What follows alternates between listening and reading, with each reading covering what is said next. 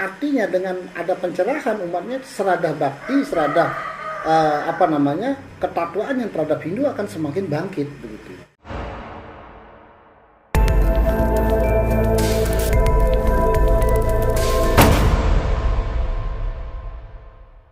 Terus saya berusaha semaksimal mungkin supaya umat Hindu mempunyai identitas yaitu sangga. Saya berusaha semaksimal mungkin mencari cetakan dulu kan itu. Mencari cetakan, nyewa cetakan, dipinjamin. Dulu yang minjamin itu dari Pringsewu, karena Pringsewu dapat bantuan dari Pak Tarmin almarhum, pemborong itu loh, orang Bali, yang orang Cina yang istrinya Bali, kan itu. Maka saya berusaha pinjam sana, dikasihlah bikin cetakan Padmasari aja. Waktu itu saya jual supaya umat itu mempunyai semua, waktu itu hanya 150 per satu itu. Berarti udah balik modal semen sama pasir aja. Itu pun artinya ada yang umat ngambil, artinya beli, ada juga karena pengurus juga ikut nyetak, saya kasih supaya cepat didirikan. Sampai sekarang pun ada yang belum didirikan, gitu loh. Ini keprihatinan saya, tapi itu hak asasi masing-masing, monggo terserah kan itu. Karena wasana masing-masing. Sudah dibikin, sudah dikasih apa beli? Dikasih, karena dia pengurus juga kan. Karena pengurus dikasih sanggahnya, tapi tidak didirikan sampai sekarang. Udah ada 15 tahun, 20 tahun. 15 tahun. Kalau menurut itu gimana? Kalau menurut itu gimana itu? Ya, yang seperti itu gimana? Kadang-kadang seperti itu ya. Kadang-kadang mereka mau bangun takut salah, nggak dibangun juga salah. Karena disinilah yang menurut itu kurangnya pembinaan. Ya nggak? Sekarang sangga sudah punya, tinggal membangun kan. Tapi anak-anak kita kan nggak tahu piye carane gawe nih, ya kan? Terus upacaranya kepiye. Nah ini kan perlu pembinaan. Ini kan itu akan bisa terlaksana, tidak tidak terlantar gitu. Makanya ini Romo hadir hari ini adalah untuk itu. Jadi membina benar dari bawah. Iya, membina biar anak-anak kita ini berani membangun sangga itu. Bagaimana caranya? Karena itu menurut dari Rontal Aste Kesali ada ukuran-ukuran. Kalau di lontar di Bali juga banyak mengatakan ya, kalau ada perayangan ya yen hanu perayangan dewa dan ke upakara dening upacara jadi perayangan Buddha itu ada ke Banda dening sangnya ke Banda dening Sang Buddha Kala. Artinya direbut oleh Sang Buddha Kala karena Buddha Kala ini juga mau sahaja. Itu kan yang istilahnya satu blingge yang sudah didirikan, tapi hanya didirikan begitu saja dan tidak diruas, bahkan tidak diapa-apain, hanya dipakai sembahyang. Nah, sekarang ini yang kita temukan kan banyak umat Hindu yang dia udah dapat blingge, dikasih blingge, banyak ada kadang sumbangan-sumbangan dari sana dari sini yang ngasih blingge, tapi nggak didirikan. Ini gimana? Nah ini udah karena umat kita takut sekali, seperti yang tadi disampaikan, takut sekali untuk mendirikan. Takut apa? Takut salah. Kalaupun diberikan juga takut salah, karena apa? Udah diberikan tapi nggak dibangun, kan takut salah juga. Disinilah akan semakin umat kita bingung. Karena ini pemberian punya atau dana punya kan itu atau sebagai sumbangan. Ora ditompo kan koyone piye? Salah kan? Ditompo juga nggak ngerti caranya, bukan salah tapi nggak ngerti caranya ke piye. Nah, disinilah perlu pembinaan sebenarnya. Mangko, ini desa Kemuning Harjo ya Mas ya. Nama dusunnya ya, dusun Kemuning Harjo ya Mas. Dusun Kemuning Harjo ini umat Hindunya berapa Mas? Kalau khusus di pura ini ada 50 kakak. 50 kakak. Tapi keseluruhan sampai ke Nyukang satu desa yang mungkin ada 80-an. 80-an. Ya. Enggak yang Nyukang. Termasuk Nyukang. Enggak yang Kemuning Harjo ini aja. Kemuning Harjo ada 50, 60. 60 kakak. Itu tahun ini ya? Iya. Kalau dulu-dulunya ya? Dulu-dulunya sedikit Pak. Oh sedikit, sekarang Terus ini nambah-nambah ya di sini. Iya. Termasuk Nah. sini tuh itu lah. Berkembang. Kalau ini kan saya lihat nih hari ini umat Hindu di Kemuning Harjo ini kok banyak sekali seperti berlomba-lomba membuat sanggah ini. Ya setahu saya waktu saya kesini pertama kali itu masih jarang sekali, itu hanya 1-2 yang bikin sanggah. Ini menurut Mangku apa penyebabnya Mangku? Ya mungkin begini Pak Dewa. Mungkin dari dulu Pak Dewa itu tidak tersentuh oleh pengurus kita yang di atas. Itu sepengetahuan saya Pak Dewa. Iya. Dari tahun berapa itu? Tahun berapa itu? Ya, mungkin 70-an. belum 17 masih kecil ya. Ya 80-an. 80-an ya? Ya, itu belum pas itu. Belum tersentuh. Ya. Sampai Sampai tahun berapa ya 90-an. nggak sampai sekarang ini. Sampai sekarang udah Udah ya. Ini jempung atau jelantik ini. Iya. Inilah yang membuat kita itu tersengat istilahnya. Tersengat ya. Tambah semangat. Tersengat. Ah. Bagaimana caranya kita kita berbakti, tapi kita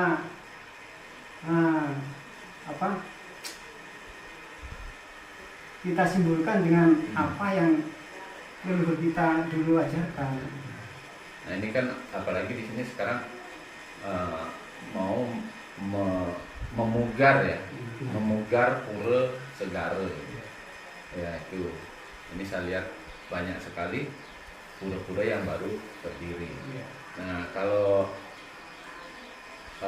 Nuhun Sewu, ini belum perkenalan. Nanti namanya Mangku. Nama saya Mangku. Jadi. Mangku Jari. Iya. Mangku Jari. Kalau sebelah Mangku. Mangku Subali. Mangku Subali. Nah kalau ini Pak Sunyoto, ini adalah Jero Gede di sini, jadi Jero Gede dari Nyukang Harjo ya. Nah kalau di Nyukang Harjo sendiri gimana Jero? Udah ada warganya yang bikin sanggah? Ya kalau khususnya di Nyukang Harjo sih, artinya dusun Nyukang Harjo, ya udah sih ada beberapa kakak juga udah ada yang bikin. Cuman ya itu tadi tentang bikin ya awal upakara, tapi setelah selesai tidak diupakarain lagi, tidak melapas, tidak dipelapas. Terus untuk ada sebagian kecil yang ikut melapas massal dulu ada 2. Melaspas massal. Iya itu, karena saya berusaha semaksimal mungkin menyampaikan ke umat supaya umat yang sudah mempunyai merajan itu supaya bisa digunakan untuk melaksanakan bakti. Bagaimana caranya? Ayo kita bareng-bareng kita laksanakan massal, kan itu. Maka saya sarankan untuk meringankan beban karena kesadaran umat masih minim, gitu. Maka ayolah kita laksanakan bareng-bareng, kan itu. Terus ada juga yang sudah bikin langsung di pelapas, saya sendiri yang melapas ada, cuman yang sebagian juga belum berani membuat perajan, kan itu Bikin sanggah. itu kan dengan rasa dia pernah ngomong juga takut untuk generasi penerusnya tidak ada.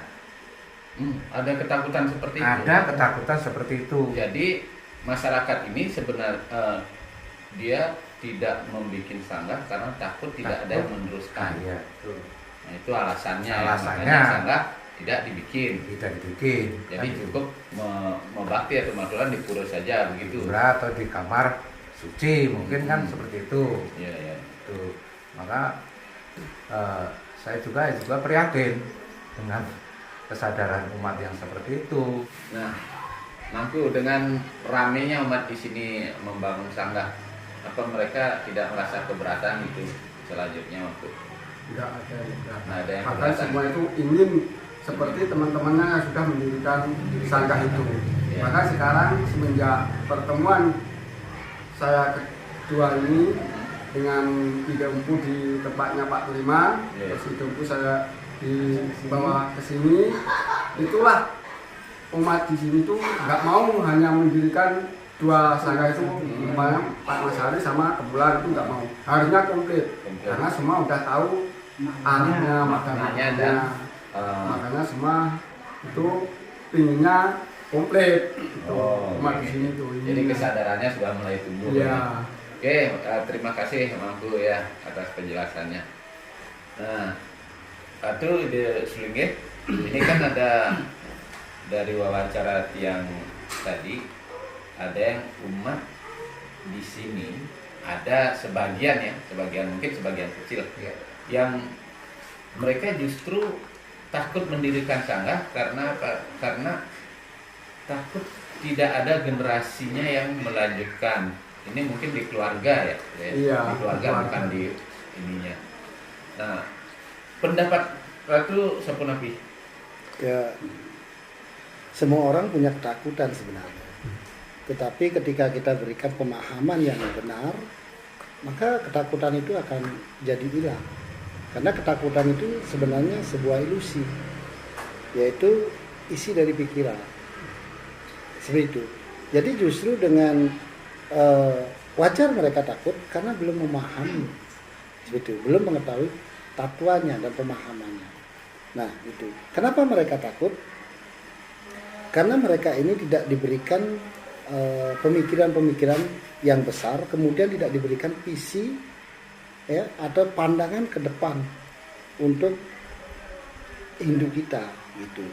Karena justru dengan mereka tidak mendapatkan pemahaman secara baik, mereka akan berpikir kecil. Karena pikiran yang kecil inilah membuat mereka takut untuk membangun sanggah. Karena berpola pikir kecil, bagaimana untuk ke depannya gitu. Dengan pikiran begini berarti memponis anak cucunya tidak hidup lagi, ya enggak? Secara langsung. Bahkan pikiran ini bisa benar-benar terjadi loh. Karena kekuatan sebuah pikiran itu, pandangan, berikan visi, bagaimana ke depan untuk serada bakti kita, kemudian bagaimana ke depan untuk mengajarkan Hindu kita. Nah seperti itu. Kalau menurut itu. Semua atas penjelasannya, pencerahannya ditempuh bagi Rahayu Sarang Sami. Dia wenten wacana kadiniki.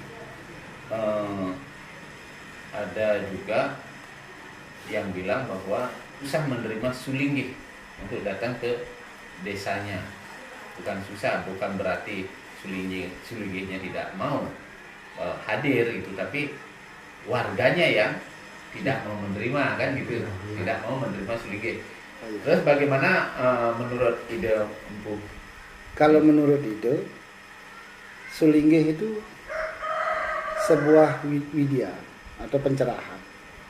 Jadi su itu kan baik, linggih tempat kebajikan di sana. Kalau kita untuk mereka yang memberikan pencerahan aja kita susah terima, bagaimana kita mendapatkan pencerahan? Seperti itu. Nah, disinilah kita harus sebagai pembina umat kan gitu. Di sini harus pembinanya sendiri dulu memberikan pemaparan betapa kita pentingnya terhadap Sulinggih. Karena seorang Sulinggih ini pasti memberikan pencerahan kepada umatnya. Tidak ada Sulinggih memprovokasi atau memprovokatorin kan sesuatu hal yang negatif. Nah, dengan Sulinggih ini akan memberikan pencerahan yang luar biasa, maka ini akan menjadi umatnya semakin tercerahkan. Artinya dengan ada pencerahan umatnya serada bakti, serada ketatuan yang terhadap Hindu akan semakin bangkit begitu. Suksema Dengku mugi sami rahayu. Nggih. Om Santi.